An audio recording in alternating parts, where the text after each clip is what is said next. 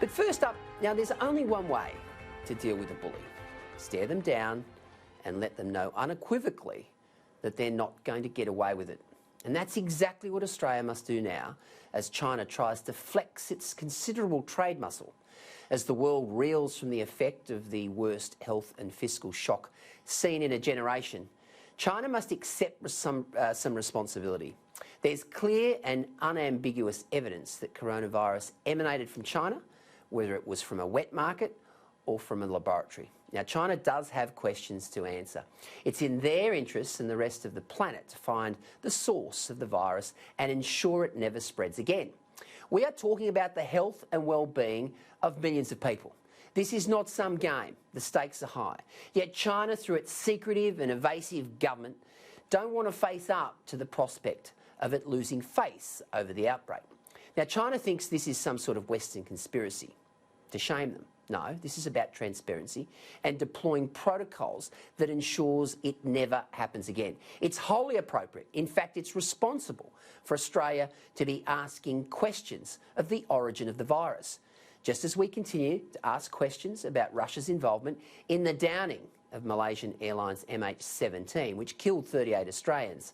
Now, Russia does not like these questions, but they are important for the families of those who died, just as important for our victims of COVID-19 and their families to establish the facts. Yet China sees asking these questions as some sort of attack on its government. And yesterday, in fact tonight, Beijing has imposed an import ban on 4 Australian abattoirs in an escalation of this so-called trade war.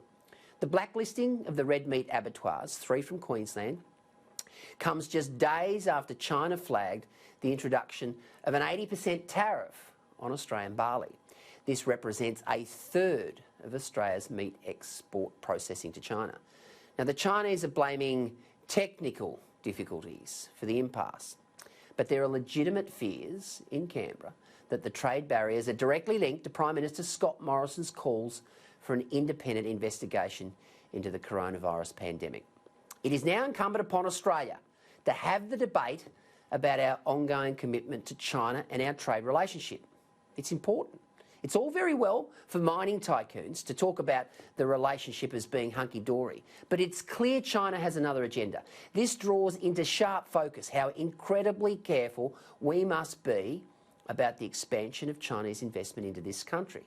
This is, after all, not a democracy we're talking about here, where the lines between government and business are seriously blurred. And from a country that Australia has indicated it might be prepared to go to war with in the event of a conflict in the South China Sea. Now, if the gloves from China are coming off, it's vital that we be prepared and ready to step into the ring. The post-COVID world was never going to be the same, and this reality is now emerging. But it's incredibly important that we frame these discussions about China purely on economic and diplomatic grounds. These concerns must not be about race. Our aim is not to embarrass China, but to stop any future pandemics, which could, God forbid, prove even deadlier.